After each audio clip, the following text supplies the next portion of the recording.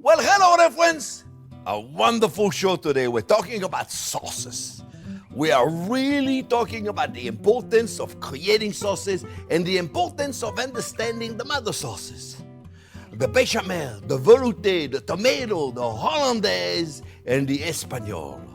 Not in the orders of importance because they're all very important. Each one of those sauces will allow you to make literally dozens and dozens, if not hundreds, of different sauces. I think you're going to enjoy it. Sauces are very important, friends. I know steak is good. You put a Bearnaise on top of a steak and let me tell you, it's delicious. Anyway, I'm going to show you how to make them. I'm going to demystify the whole thing so you really understand how to make them. And you can see then you'll be able to make sauces just as good as any classically trained French chef. I promise you, you can make it. They're not complicated. Remember, thumbs up if you like the video. Don't forget to subscribe to the channel. And don't forget to ring the bell. I'm glad you're here. Stay tuned. We're doing it right now, friends.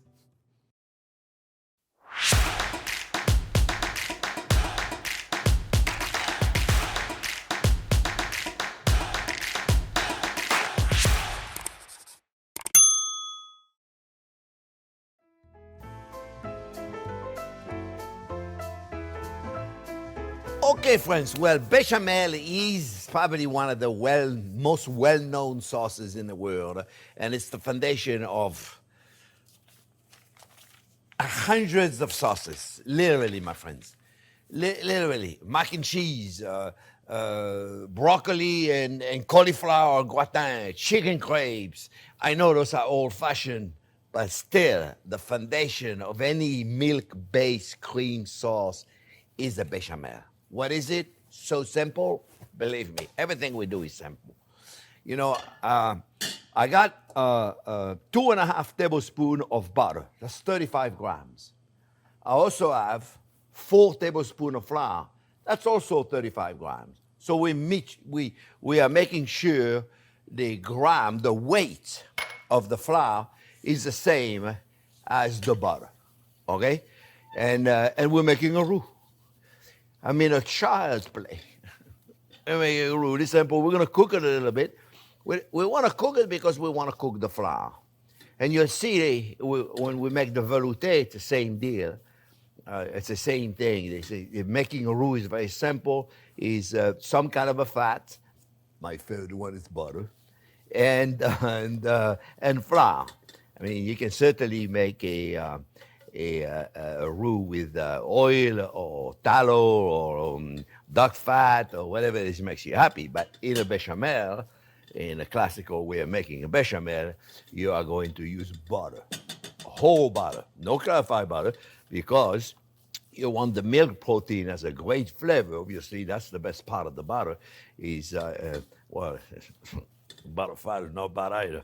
So here we go, folks. We got this roux right here, very simple. You want to cook it for a minute or so. So it takes the rawness. Is that a word? Rawness of the flour. They're laughing. I guess it's not a word. The raw thing of the flour. You know, they're like glue. They're laughing. They don't think rawness is a word. I think it's a word. But again, you know, I try to make my own word here. Friends, we're going to put a warm milk in there, and we're going to mix it up, and we're going to really incorporate. That's where you want to whisk. You want to whisk and incorporate it, and we're going to mix it up until it's smooth as silk, and it's going to become smooth as silk. You'll see in a second. It's going to be gorgeous. The key is to mix it. Mix it. A lot of people put cold milk in there, and cold milk works, except it takes forever to cook that sauce. You put the hot milk, you got it in no time at all. And the secret is just to mix correctly. You mix, you incorporate correctly, and you got nothing to worry about. It's really, really simple. So this is the base, fundamental of a bechamel. Really that simple. Told you it's not complicated. Nothing we do is complicated. Nothing. Nothing we do in cooking is complicated when you understand the fundamental of it. It's really, really easy to do. Let's mix the side of it so we don't have any flour that sticks to the side of it. We're going to mix this up really good. Cook it until it comes to a boil.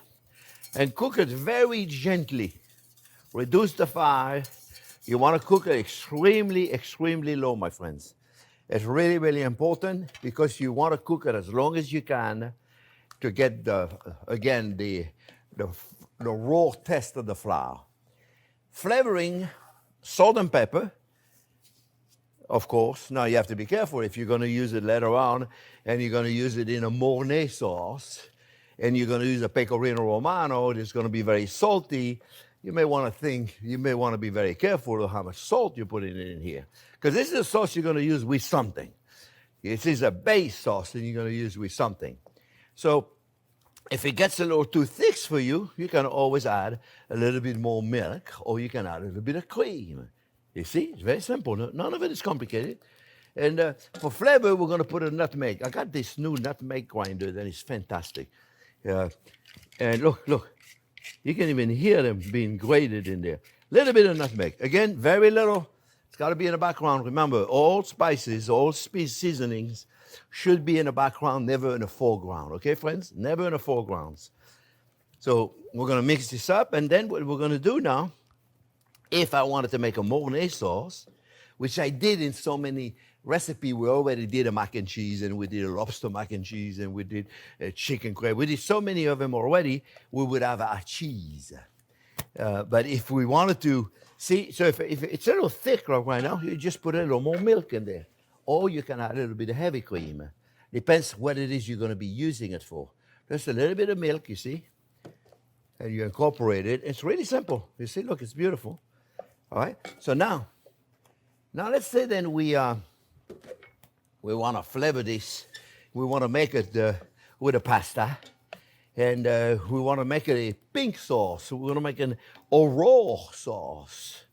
Then we would take a tomato paste and put a bit of tomato paste in there. You see? And you make it a raw sauce.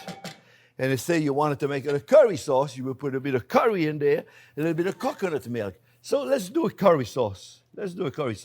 We got a teaspoon of curry powder. And then we got a little bit of coconut milk. We had a little bit of coconut milk here. So what I'm going to do is I'm going to mix the curry sauce in there. And then to thin it down, I'm going to put a little bit of coconut milk, you see? Just a little bit of coconut milk. And now you have yourself a beautiful curry sauce. Then you can serve with chicken, with fish, depends how thick it is, what it is you want to make with it. But this is just to show you the foundation of that bechamel. And all of a sudden you have a beautiful curry sauce. Really, really simple. And now you season it however you want. You want to put a little hot sauce in there? Great idea. If your curry is not so hot, put a little bit of hot sauce in there. And now you have a delicious sauce you can serve with a sauteed chicken. Stir-fried chicken. Beautiful. Look at this. Gorgeous. Put it inside the crepes. Put it in underneath the fish. Make it a little thinner for that, though. I would make it just a little bit thinner if I want to put it under a fish. So it coats the bottom of the plate, and you put your fish on top of it. How simple. Shrimp. Fantastic idea with shrimp. You test it to make sure it's seasoned correctly. See? It's beautiful. Look at it. So it's a little thick, but it's wonderful because now you are going to you're going to saute your chicken. You're going to have some juices that are going to be in there. The sauce is going to be a little thick. You put that in there, the little juice of the chicken, then you are cooking, or the fish, whatever it may be, and it'll thin it down. If it's still too thick for you, add a little more juice, add a little more tomato paste, coconut milk or cream, just a touch of cream, always. Gives it a nice creamy flavor. And right there, my friends, that was simple, really easy, and you can all do this. Fundamental of the bechamel is really nothing. What you add to it, you can have a lot of fun with it. All right, and that's your bechamel.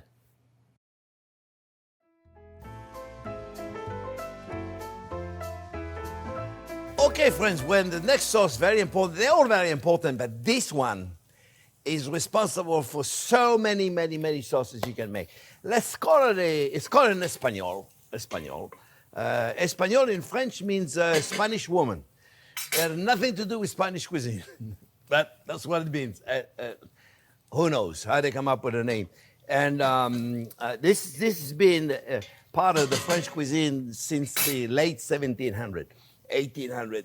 I got let me continue talking to you about this in a minute, but I have a half a pound of bacon that I'm sweating at a very low heat because I don't want to burn the lean part. I just want to release some of the fat. You know, we always do the onion first. Unless there's bacon, there's bacon. So if you can find a cured lard or non-smoked bacon, that's great. Otherwise, just put whatever you got in there. Bacon will be fine. I have a 1.5 big onion. You know, I use big onion. I got those big onion right there, and I have 1.5 in there that I chopped really roughly. Now, and we're gonna brown them, okay? Remember, no matter what, it doesn't matter what it is we're cooking. We're making a base sauce. We still caramelize the onion. You don't put the onion, the carrots, and the celery at the same time, okay? So we're gonna let it brown for a second. Yeah, like I said, the sauce was created by a chef in the late 1700, early 1800, called Marie-Antoine Carême. And then Auguste Escoffier in mid 1800 revised it all and made it part of the classic French cuisine. So it really goes back a long time ago. And it's such an important sauce. In my restaurant, the Left Bank that I had for 21 years, we used to call it the #1 sauce because it was the base of so many of our sauces.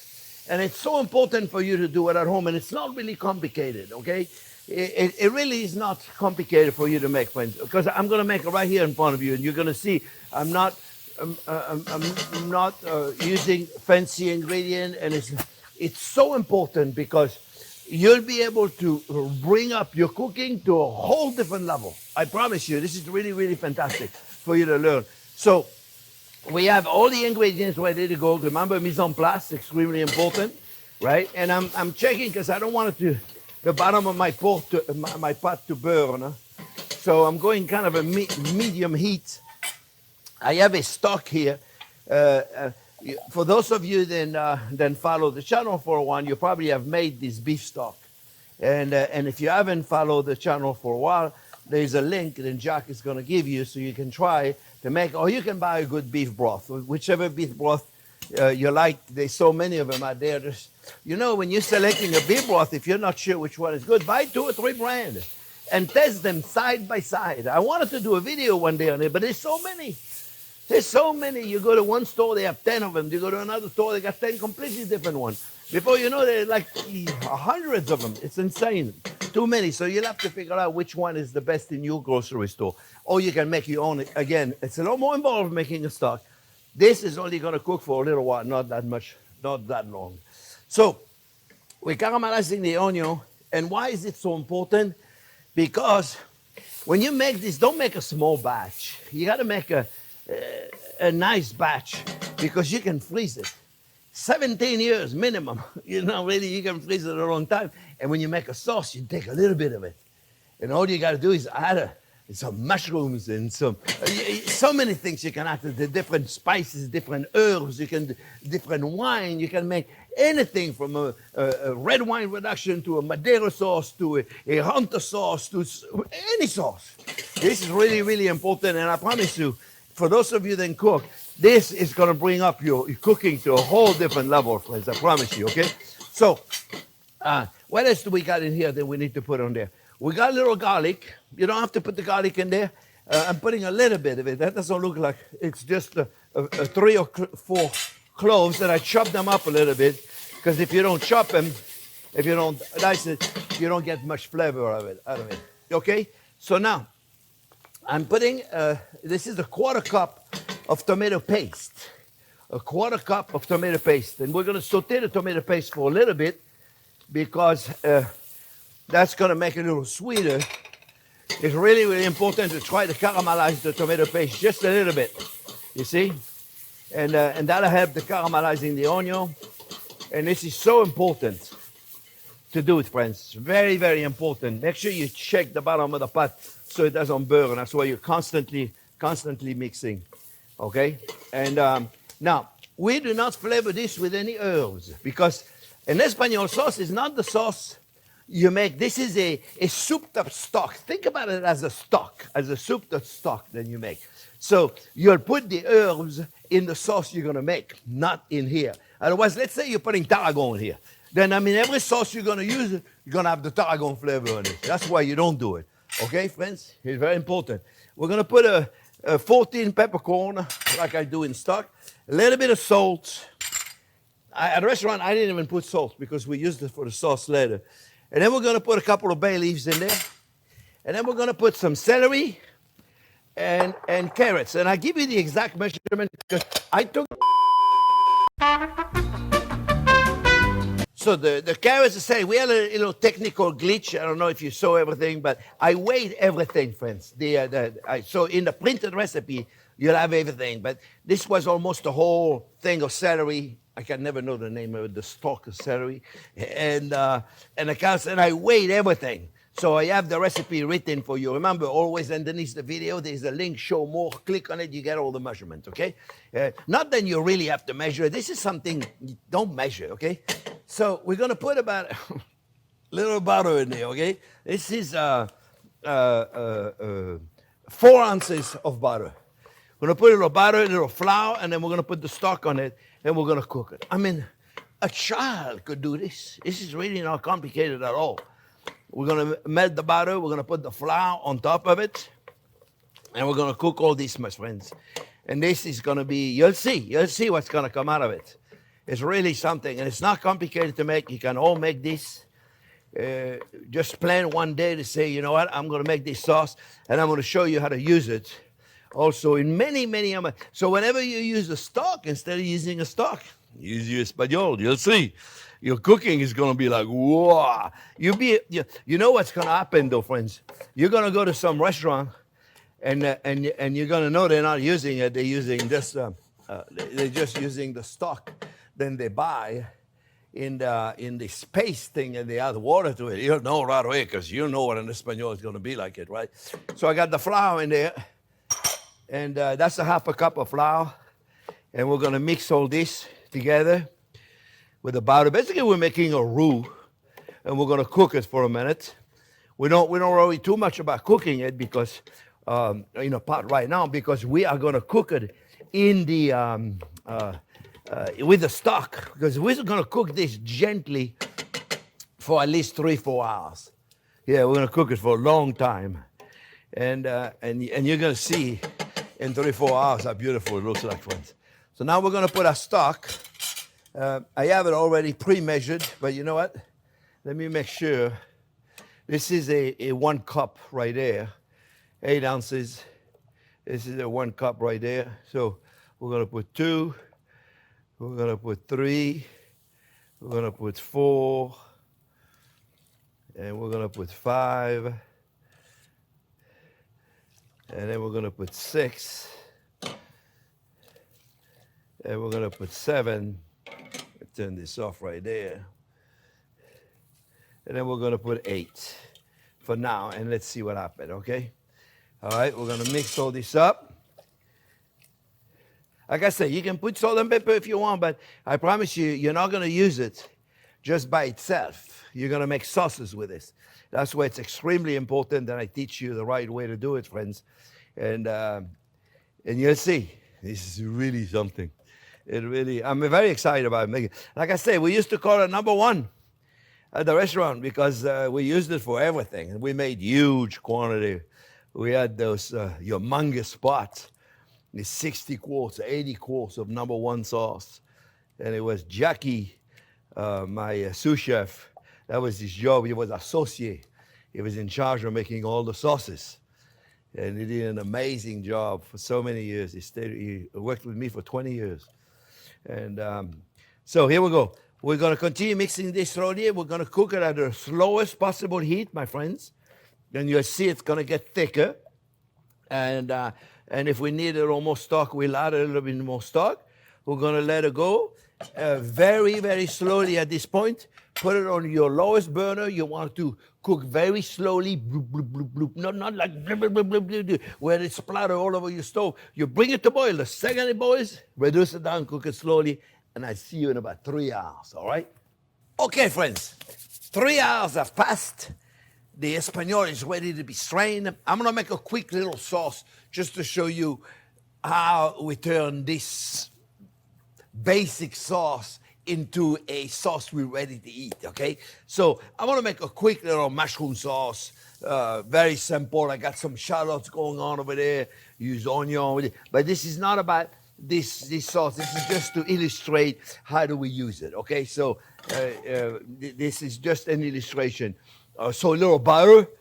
Oh, butter and shallots together, those two are very happy. So look, guys, it's been cooking now for 3 hours, okay? And what I'm gonna do now, I'm gonna strain it. And you got me there with the camera, you're good, right? So look, and then what we do, I'm not gonna do the whole thing. I'm just gonna do a little bit because I wanna show you how I do it. And then we push the vegetables through. You know, if you have a chinois, obviously use a chinois. But at home, most people don't have a chinois. So they use a nice fine mesh strainer. You squeeze the vegetables. And my friends, right there, you got so you want to take your time to squeeze the vegetables, remove the vegetables, and keep doing that. So you do the whole pot like this, okay? I just want to show you real quick how to use it, how to do it, and I will do this later, okay? Because let's finish this quick little sauce. Then we have right here, and then I'll show you how to do it. Very simple, my friends, okay? So always the onion first. We got the mushrooms. I got a little mushroom in here. All I got to do now with the mushroom is I got to get rid of the water. So I am going to do this. It's going to take a few minutes. And with the magic of editing, Jack's editing, we're going to come back in a second. And the mushroom will have reduced all of their water. We're going to make this sauce in 2 seconds. Okay, well, see, magic of television. The mushroom have reduced all of their water. I'm just going to flavor them with a little bit of garlic. No, after this is just an example of a sauce. A fresh tarragon, you know, I love tarragon. You can use any herbs. You can use any wine. You can flavor with anything you want right now because this is what you're going to use. You're going to use your Espagnole and put a little wine in there. I'm using a fortified wine, like a port wine, so I don't have to reduce it. Just a little bit of wine. Because if I use the regular wine, I would have to reduce it by half. But this is not about this again. Remember, this is just a quick example. So now we have this. So now we could be using a stock. But since we have an Espagnole, we're not going to be using a stock. I just want to show you what you do with it. That's it. Now, if I had the time, I would take a little more time to squeeze the vegetables and all that. But this, my friends, let me get a ladle. Let me get a clean ladle. And this, my friend, is an Espagnole. Look at this. Look at this. You got this? Look how beautiful that is.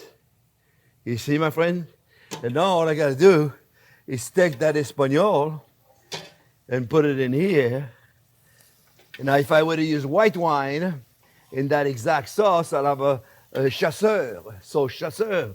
But you can do so many things. This is just a quick basis just to show you, my friends. Then right there, I promise you, you cannot possibly make a better sauce right there as a base because you have this Espagnole. Then it's like, look how beautiful it is. Oh, you know what we're going to do now? Remember, again, nothing to do with the mother sauces, but since I'm here, I might as well show you. Turn the heat off. And for those of you that are new to the channel, you may not know, I got to show you a new trick. Put a little butter in there. But remember, whenever you're adding butter to a sauce, my friend, at the end, make sure you turn the heat off because you don't want the butter to separate. Remember, butter is an emulsion, and to separate, that's how you clarify butter. And you'll be oily, and you don't want your butter to be oily. So you want to put it in, turn the heat off, and mix it up. And this right there, my friend, this sauce right there, you probably can need to adjust it, you know, a little more salt and a little more pepper probably. And then you test it. And this, my friend, is one of the millions of sauces you can make with a beautiful Espagnole. Look how gorgeous that is. You serve this with steaks, you serve this with poultry, you serve this with, you can rub it all over your body. You can do anything you want with it. Let me say, oh, mamma mia, it's delicious. And this is how you make a beautiful Espagnole. You see, I told you it was not complicated.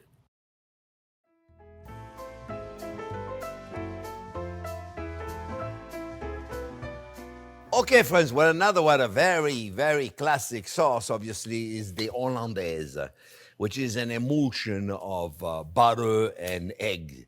We cook the egg with the butter, and it's really, really simple. I'm going to show you how to make it. So I'm going to start right there, friends. I have 3 yolks, and we're going to put a little bit of water. I don't know, it'll be with water. Yeah, it helps the eggs. Not just a little bit, a couple of tablespoons of water, and a teaspoon of lemon juice, and a teaspoon of a good balsamic vinegar, champagne vinegar, white wine vinegar. I'm using a Sicilian lemon vinegar, really nice.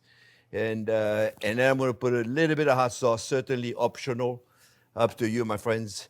And then we're going to put a little bit of salt on there, and boom, we are done. So now we are going to mix this very well, and we're going to go in a bain-marie. You can do it directly in on the stove.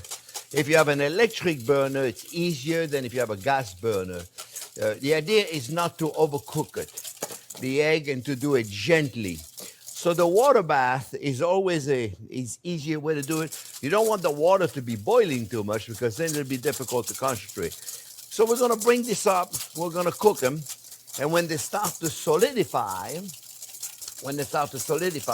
we are going to pour 4 ounces of clarified butter. It's best to use clarified butter because in this case, the Hollandaise is an emulsion. It's an emulsion when you emulsify the products together. And butter is an emulsion on its own. And so if the butter breaks down the emulsion, when you cook butter, it has tendency of breaking down. If it does, then there is more chances for your Hollandaise not to stay stable. So it's best if you use clarified butter.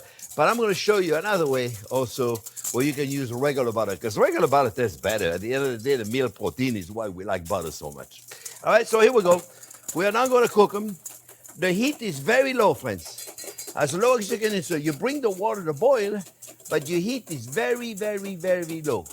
And you're going to cook them, and then you're going to add your butter slowly. But first, you got to get the egg to cook a little bit. So be careful, like I said, not to do it too hot. But at the beginning, you got to get it going. You got to get it going. You got to make sure it starts to solidify where you see a little bit the bottom of the pot, you see? You haven't seen the bottom of the pot yet, but we're going to add this butter right there. So I don't want to confuse you. Clarified butter is easier for this method, but you can use also regular butter with the other method I'm going to show you how to make later, okay? So right here, it's starting to be nice and foamy. As you can see, the egg are changing a little bit of color. They're getting lighter and lighter and lighter, but you see? So if it gets too, see right there? I'm telling you not to do it, I'm doing it. I could see right there that it was getting too thick to cook already. So what we're doing now, friends, we take the water off completely, turn it off, and we're going to add a butter. Now, we don't want to add the butter slowly. Slowly, it's an emulsion. Remember, this is how you make a mayonnaise. You add the fat into the egg, and you do it slowly. If you do it too fast, the yolks will be saturated too much, and you won't be able to absorb. You see, so you turn the heat off at this point. You don't need the heat off anymore, the heat on there anymore. And you see, you got yourself a beautiful, beautiful Hollandaise. Look at this. This is looking gorgeous. You see, nice and thick and absolutely beautiful. Look at this. Now, my favorite way to eat a Hollandaise, of course, is with an eggs Benedict. We got enough heat. Let's not even bother with this anymore. You know, I'm going to go back over here out of the burner. You see how beautiful that is? Look at that emulsion, friends. You see, it's not complicated. But, and it's very important it'll be nice and thick. You see? Beautiful. So if we wanted to make a Bearnaise, we would add our shallots and tarragon reduction. And I'm going to show you how to do that in another way, okay? So here we have it. Right there, we have a beautiful Hollandaise. Look how beautiful that is, friends. You see how beautiful that is? So now remember this sauce, friends, cannot be reheated. Now what I'm going to do is I'm going to get rid of all this here. I'm going to go back on this burner right there. You cannot reheat it. It'll break down on you. You have to keep it in a warm place. If you have a warming drawer, it's perfect. If you don't have a warming drawer, you can keep it in a bain-marie, very low temperature, or a thermos. Thermos is wonderful, but no more than 4 or 5 hours. I got water going right there. I just wanted to show you when I do eggs Benedict for the family, I prepare everything in advance. See, I pre-cook the egg. They went for about 3.5 minutes, and I just plunge them in boiling water. You see, plunge them in boiling water. So when you make them, you can prepare them all in advance, and then you prepare your toast. You prepare your plate. I already did it because this video is not about preparing the dish. It's just about showing you how to use it. So look, this is the way I like to do my eggs Benedict. Okay, do however you want it. A lot of people use English muffin. I don't really like them, find them too hard. And so I cut them and I saute them in butter, or you can toast them. And I put a beautiful slice of ham that I cut exactly the same size with a cookie cutter, an exact same size of the cookie cutter than I did with the brioche bread. And use whatever bread you want. I think brioche is nice. So remember, the eggs are cooked already. I'm just reheating them. I'm putting them on a paper towel right now, on a regular towel, just to absorb some of the moisture. And then we're going to take them. It's delicious, my friends. And we're going to take them, we'll put them right there. You see, look. Look how beautiful that is. I hope I don't block the camera. And right there, my friends. Look how beautiful that is. And now, all we have to do is look how beautiful that Hollandaise is. Look how gorgeous that is. You know, I'm going to put just a touch more hot sauce. I like a little bit of extra hot sauce. This is beautiful. See, my friends? Look at this. And we're going to take this. So I don't like it too much. I mean, I like the sauce, but I don't like to put too much of it. Just enough so it stays and just falls gently on the egg. Look how beautiful this is, my friends. So now all we got to do is take a little chives, or take a little bit of parsley, and right here, my friends, you have a beautiful eggs Benedict. Fantastic. We put this on asparagus. Put so many things you can do with this sauce. I'll write you a list of everything you can do with it. All right? And I'm going to clean up everything, and I'm going to show you another way to make this wonderful sauce. You know what I forgot to do, friends? I forgot to show you how beautiful it is on the inside. We cut, and look at this. Look how gorgeous that is, my friends. You see? Look at this. I don't know if you can see the camera, but let me tell you, the egg going into the sauce like this. Oh. Delicious. All right, I'm going to still show you how to make it another way.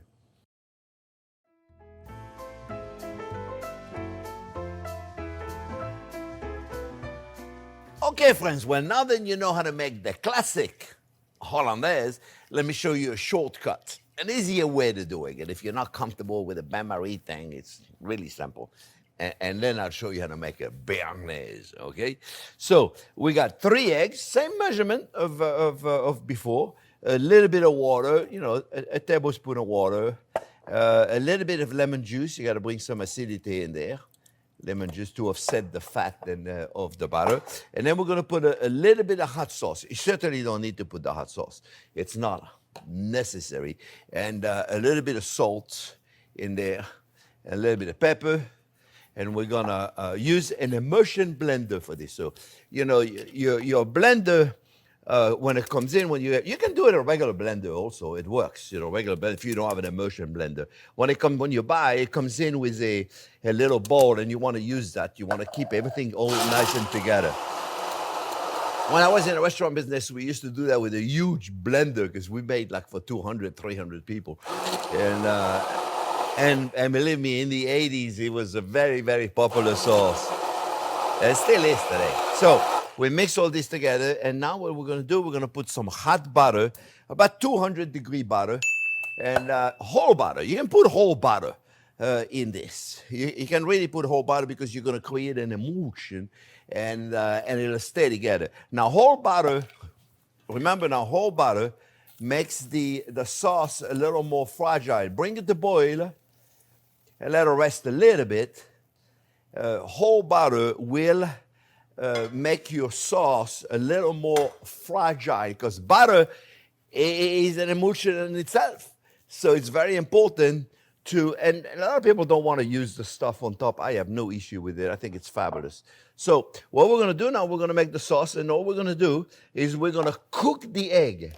And we're going to introduce, and this is an emulsion like mayonnaise is an emulsion. And when you put the fat in the egg, you do it very slowly because the egg yolk absorbs the fat. And if you do it too fast, you saturate the yolks, and it'll break. It won't work on you.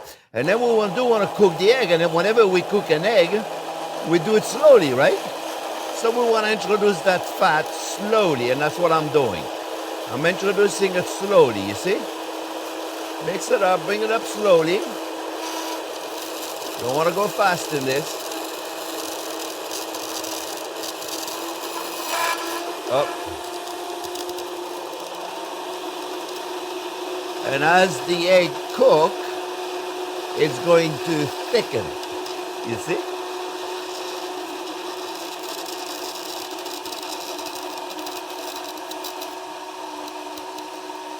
Bring it up slowly. You see, it's coming up.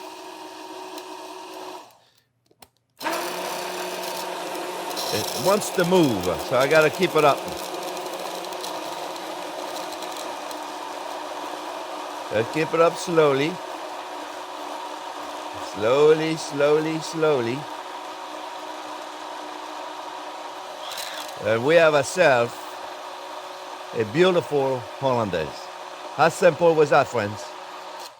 How simple was that? With beautiful texture, you see?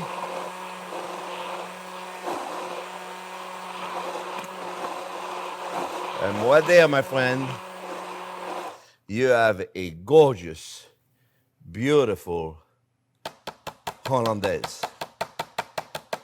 So now, we're going to put this aside. Now I'm going to show you how to make a Bearnaise. Really simple, friends. You take a saucepan, and we are going to cook a shallot. I should have started already.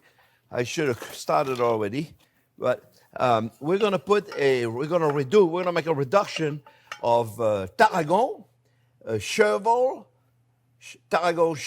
and shallots. We're going to cook the shallots, sweated it, and we're going to reduce it down and make this reduction, which you can make way in advance, and you can keep it in the fridge and add it as you need it. In fact, when we were in the restaurant business, we used to make a big batch of it, and we would use it as we needed, so we didn't need to make it every time we made the sauce. So it's really, really simple. Shallots, reduction, with a magic of television, we are going to let this reduce for a second. All right, so now the shallots are lightly golden brown. We're putting in a little bit of vinegar. I'm using a Sicilian lemon balsamic vinegar. You can use a good champagne vinegar. You can use white wine vinegar. A little bit of white wine. We're going to reduce that down. And now we're going to put the tarragon and the chervil. And we're going to let that reduce down, friends, until we have almost no liquid left. And with the magic of television, we already got it. It's right there. That's the mixture that I was telling you about. You can make way in advance. And here we have it right there. All I have to do at this point is take a little bit of this wonderful mixture that smell amazing, mix it up with our Hollandaise. And friends, this is how you have a beautiful Bearnaise. Then you can serve with any steak. Let me put a little more of this. Any steaks, any lamb dish. This is fabulous. But this is really best with a steak. It's really the Bearnaise. And look at this, friends. Look how gorgeous that is, you see? Oh, yeah. This is a beautiful Béchamel sauce, my friends. Perfect size for the, no, I need to grill some steaks now, my friends. And here it is. This is how you turn a Hollandaise into a Béarnaise sauce. Reduction is done. I'll keep the next one I'll make. Okay, you know, I always forget to tell you things. I know I told you that you can, that reduction, when you make a big quantity and you can freeze it, you see? And this is how I'm going to freeze this one. I'm going to put it right there. I'm going to put it in a container. I'm going to write down what it is and put it in my freezer. And next time I want to make a Béarnaise sauce, I'm going to do is take it out and boom, down. It takes 2 minutes, as you can see it. And also another thing I want to tell you, after you make your Béarnaise, and it cools for a little while, it gets a little thick sometimes, which is wonderful, but you don't want it to be too thick. If yours gets a little too thick, friends, don't be afraid to add a little bit of warm water in it. A little bit down, remember, just a little bit, just a touch of it, and it will be perfectly fine. But you see, look how beautiful that is. You can eat a spoonful. I will. Okay, that's it for the Bearnaise.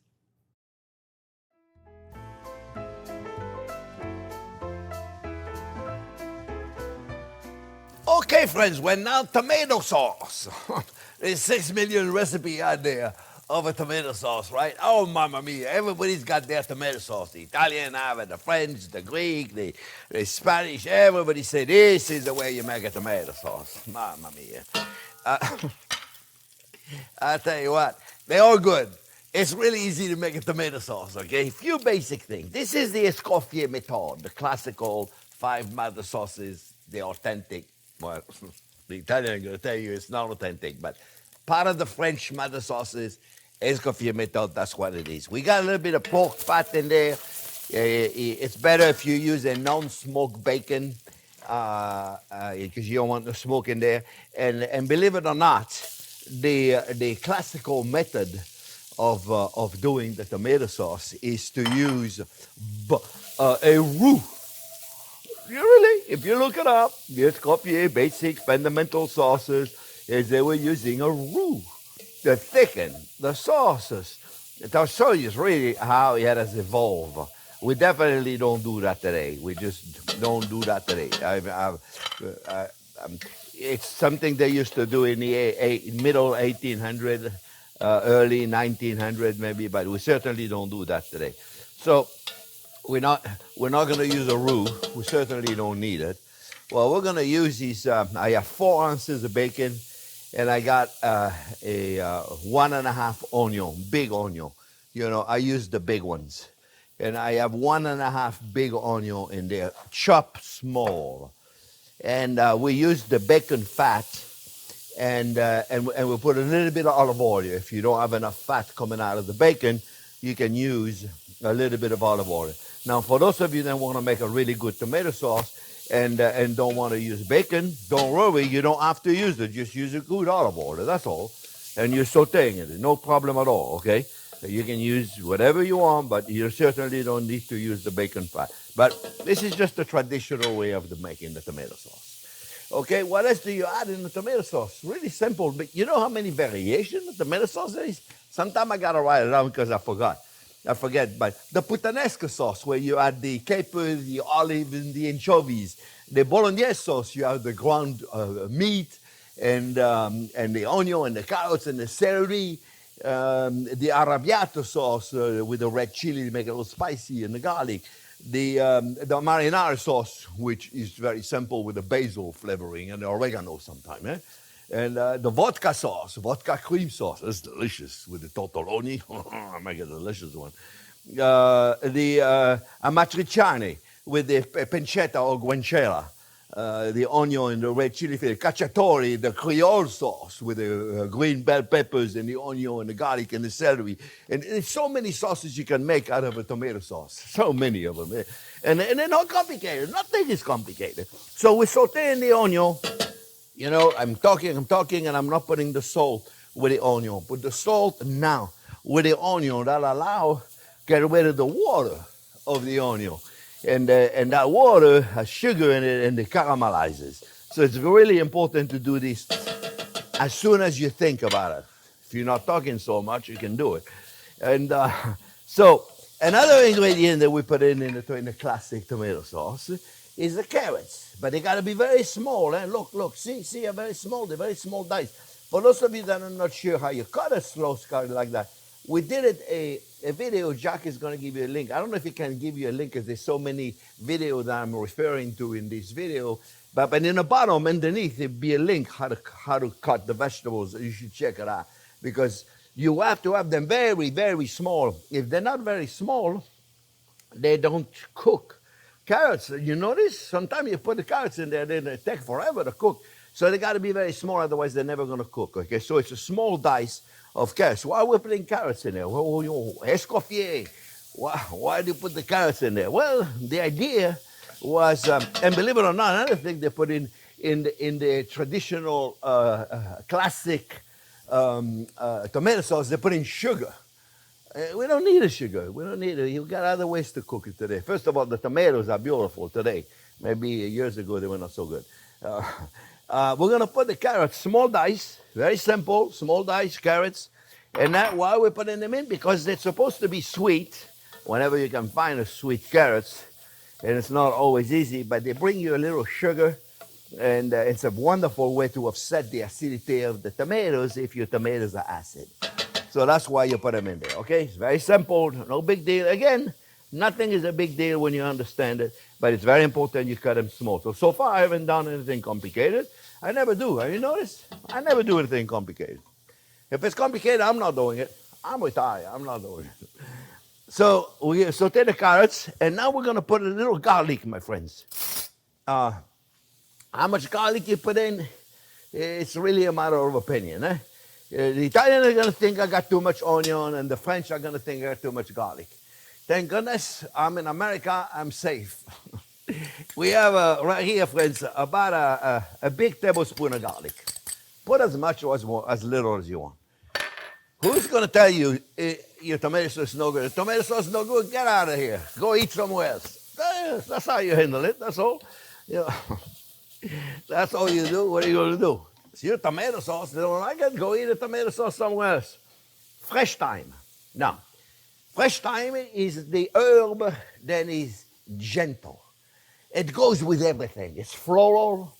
It goes with everything. It goes with oregano. It goes with rosemary. It goes with tarragon. It goes with anything. It really is a beautiful herb that is delicate and it's very floral and it's in the background. It's just delicate. So we want to put it in here. Now, if you want to flavor with basil, go right ahead and put some basil in there. Put some sage in it. Put whatever it is you want to do in it. Put oregano. Put whatever it is you want to put in it. It's your flavor. You do it. This sauce is very classic. It's very, now remember, now I'm smelling the garlic. The minute you smell the garlic, you got to put something wet on it. Because remember, we're putting the garlic. If we don't release the fragrance of the garlic, it's very important. If you put a whole garlic in there, you don't release any flavor. You chop it up. The minute you chop it up, it's going to release the aroma, which is why you're putting the garlic in there. You want to make sure you save that aroma. You don't want to be smelling garlic. You want this to be smelling garlic. So capture the aroma. You put something wet on it, and I got tomatoes. All right, so now I got 3 cans of tomatoes. 3 whole cans of tomatoes. that I took the time to squeeze with my hands. There were whole peeled tomatoes. Now, my friend, it's very important when you buy whole peeled tomatoes. So, I believe that a good San Marzano tomato is a beautiful tomato. There is a lot of great San Marzano tomatoes out there. There's a lot of great tomatoes out there. You should really investigate where you live, what kind of tomatoes out there, and you're going to say, well, why don't I use fresh tomato? By all means, use fresh tomato, my friends. You got to peel them, and you got to make sure they're very ripe tomatoes, not the tomatoes we get here in a grocery store. Those tomatoes out there, Mom, I don't know what happened to those tomatoes, but you cut them, they're white on the inside. They're crappy tomatoes. They're not very good tomatoes. So I'd rather have a good canned tomato, because if you have a good canned tomato, it is, when it's fully ripened, they pick them, put them in a can, and they capture. This, I tell you, it's much better to get a good canned tomato than to get a crappy fresh tomatoes. Then it doesn't taste like anything. Like I say, you got to peel them, though. This is why you buy a peeled tomato. Find a good brand of tomato you like. Bring it to boil. The minute it's boiling, really, did I tell you I put a bay leaf in there, right? If I didn't tell you, you could see it. I'm going to reduce it.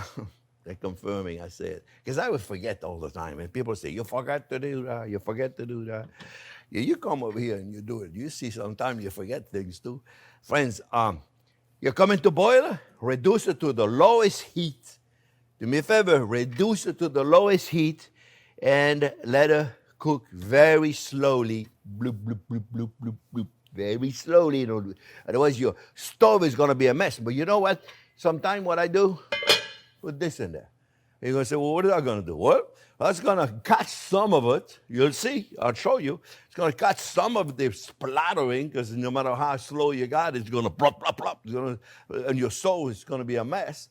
You put that in there, capture some of it. But you don't ever want to do this, because you want to let the extra moisture of the tomatoes escape. In many cases, the acidity of a tomato is in the water of the tomato. More water escape, sweeter my tomato sauce is going to be. Now, if at the end of the day you end up with a tomato sauce, then you cook for 2-3 hours, or at least 2 hours, and 1 hour and a half, 2 hours. If you cook it and it's still a little bit acid, then it's up to you what to do. You can certainly put, there's tons of different forms of sweet you can add, or fat you can add. Because when you have acidity, you can offset it with sweet or fat. You pick. A lot of cases I use butter. Matter of fact, Escoffier in a classic tomato sauce was using butter to make the roux, so it wouldn't be no issue to add a little butter in a tomato sauce if it's acid. Otherwise, you don't need it. All right, my friends, we're gonna let this cook. Let's let it cook 2 hours and see how we go. And we're going to test it, and I'll come back in 2 hours, and we'll look at it together, okay? Well, here we have it, friends. It cooked for about an hour and a half. 2 hours usually is enough. You know, I know my grandmother used to cook it all day. I don't know why. As long as your vegetables are soft, as long as your tomatoes are not acid anymore, and if they are, remember what you got. You got little sugar you can put in, sweet, some kind of sweet, or some kind of fat. The butter is always good in there. Nothing wrong with that.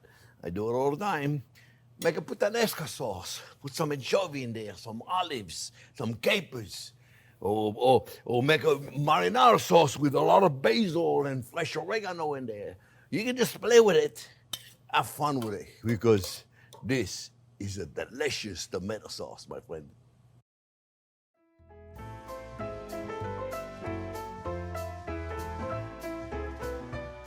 Okay, friends, well, another very important sauce, the veloute. Veloute is not a kind of sauce you're going to go to a restaurant and, I mean, a few people may use it, but they're not going to tell you, tonight the chicken is got a nice veloute sauce, or we're going to make this shrimp or this fish with a veloute sauce. No, they're not going to tell you that, but they're going to tell you maybe we're going to make it with a curry sauce, we're going to make it with a mustard sauce, we're going to make it with a champagne sauce. The base of it, in many, many cases, is going to be the veloute. So as much as it's not used as often in that name, the base of it is it. And it's really a simple sauce. It's the most simple sauce in the world. This is why I always tell you cooking is so easy, my friends, because the basic of it are really no big deal. It's a sauce, a stock. It could be a fish stock, could be a veal stock, could be a chicken stock, could be a shrimp stock, could be a seafood stock, or chicken, or vegetables that is thickened with a roux. That's the sauce. And then it's flavored with whatever it is you want to do. So it's really, really simple. And there's so many variations of it. Sometimes I write a few of them because I forget them. Sauce poulette, which is a mushroom cream sauce. Sauce bercy, shallots and herb and stock. And sauce normande, again, mushroom, but with seafood this time. And sauce hongroise with a paprika.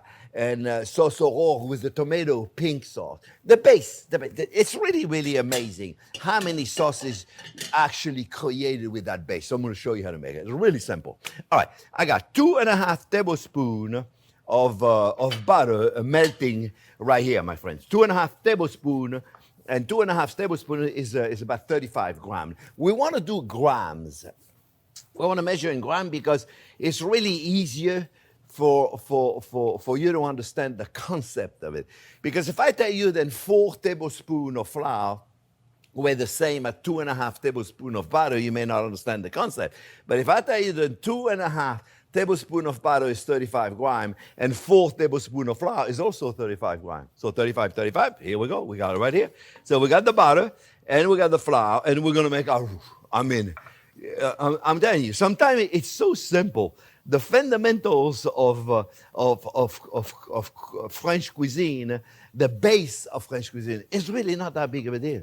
It's amazing. It's amazing how we can demystify and everybody can do it. That's the beauty. But the people then don't have the fundamental understanding of what this sauce is about are lacking. That's why sometimes you go to a restaurant and you order a dish, a fish or a chicken or whatever it is, a steak, and there's a sauce, but it doesn't have any depth to it because it's not built on a strong foundation. Kind of like building a house or an apartment building. You build it on a weak foundation, it's going to fall. And you build on a strong foundation, you can build a lot. So we're going to have fun with it. I'm very simple in this sauce. I'm cooking the roux. Why am I cooking the roux right now? Extremely important because I want to cook out the flour. Otherwise, it tastes like glue. Flour needs to cook. So here it is. You don't want to cook it too much. We don't want it to be too brown. We want it to be lightly brown. And it's kind of smells like cookie dough. And then we're going to put a stock. We're going to put a chicken stock. This is a lightly roasted chicken stock. You can put any stocks, my friend. It'll be perfectly fine. And we're going to put the stock in here. It's a little hot, but it's okay. I'd rather have it hot than cold.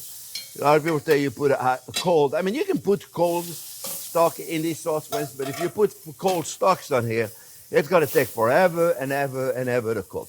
So you can put a cold stock, but like I said, it's better to introduce your stock in here, and you see it'll be smooth as silk. It's such a simple sauce to make. And the fact that I'm using a slightly roasted stock, a chicken stock, and that means we roasted the bone, but you can use a regular chicken stock. The sauce has a little color to it, which I don't mind at all. So here we go. So this, my friends, was exactly, let me take it out of the way. This was 2 cups of stock. So we're going to mix this up, and you watch how it's going to come together. It's really amazing. I like better to do a whisk. It's easier to incorporate everything, and you'll see it's going to come out beautiful, and it's going to start cooking immediately. That's the beauty when you have a hot stock. Otherwise, it takes forever and ever and ever for your stock to get hot and to start cooking. And you see right here, it's already there. It's really, really simple. So we're going to put a little salt and pepper. Very simple, a little salt and pepper. White pepper depends if you have a white sauce. You want to keep the integrity of the white sauce. You may want to use white pepper, but you know what I think of white pepper? I don't really like it. So, a matter of opinion, but I don't really like it. So, we're going to continue cooking it for a minute. And like I said, this is a blank canvas ready for you to flavor. So, I'm just going to demonstrate one quick sauce and you can make with it, but I will also include in the recipe a collection of sauces that you can make with this. You'll understand the fundamental. You'll know that now when you go to a restaurant and you recognize, you go, oh, I'm having a champagne mustard sauce, for instance. You go, oh, how do they make that? I know how they made it. They made this one first. You see, it's not complicated. It's not complicated at all. None of it is complicated. Remember, we're chefs. We're not rocket scientists. Much as I would like to be one, I would have a long way to go before I become a rocket scientist, let me tell you. So, yeah, it's true. What we do is really, really simple. I know some of the chefs out there are going to say, oh, sure, speak for yourself. Look how beautiful it is. What I tell you? Oh, it's simple. So you know what we're going to do, friends? I am going to show you. Oh, I turned the wrong burner off. Let me put this guy right there, and let me cook it at a very low heat. We'll cook at a very low heat, keeping an eye on it. What are we going to do? Let's make a white wine or vermouth mustard sauce. Call it whatever it is you want to call it. It doesn't really matter. How would we do that? Using this sauce that we just made. You see, now, if you test it right now, it's nice. Because if you use the good stock, remember, you got butter in there. You got a good stock. You got salt and pepper. It'd be perfectly fine to serve like that. But let's soup it up a bit. Is that how you say soup it up? Yeah, made it a little better. Improve it a little bit if I can use that. We're going to do shallots. You got to put shallots. You could put onion if you don't have shallots. They're perfectly fine. We're going to put a little more butter in there, friends.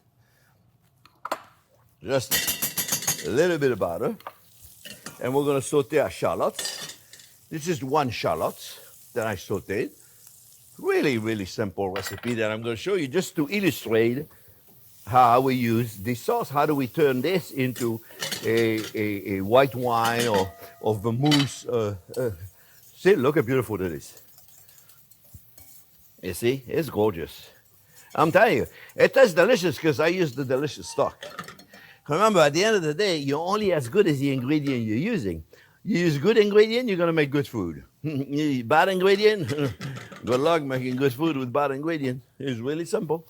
You know, you reap what you sow. You know, and the same thing in life. It's the same thing in life. You good, you get good stuff coming out of you. You're bad, be careful. Look, saute the shallots. You may want to do it just a little bit more, but we don't want to make that video as too long. As much as some of you say, make him long and make him long. But I know I say it all the time, but I get more complaints than they're too long than I get keep them longer. I make them, you know what? I make them as long as they need to be. How's that? If somebody thinks they're too long, they got to go to TikTok. They're very short videos over there. You have no idea what they're doing, but they're short. Look, a little bit of white vermouth. Just a little bit of white vermouth. Not much.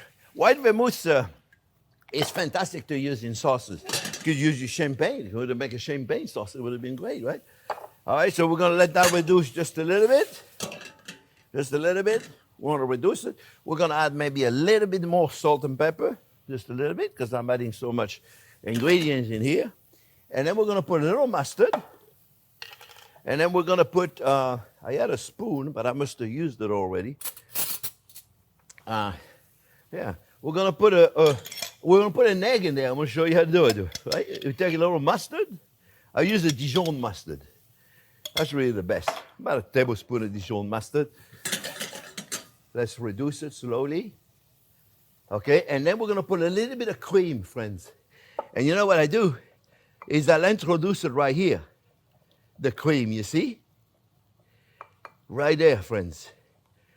And you see, and what I'll do is I'm going to temper those eggs by adding a little bit of the veloute. Let me take this out of here. I don't need it. Sometimes I write things down because I forget. And sometimes there's so much information I want to try to give you. And then at the end of the video, I go, oh, I forgot to tell them that. I forgot to tell them this X, Y, Z. So look, right there. And this is just an example of hundreds of sauce that can be made with this. And then what we're going to do, we're going to take a ladle of our sauce and we're going to temper them. So I'm going to go right in here and I'm going to temper the egg. So, and tempering means we're introducing heat to the egg so it does not become scrambled eggs, you see, since the sauce is hot.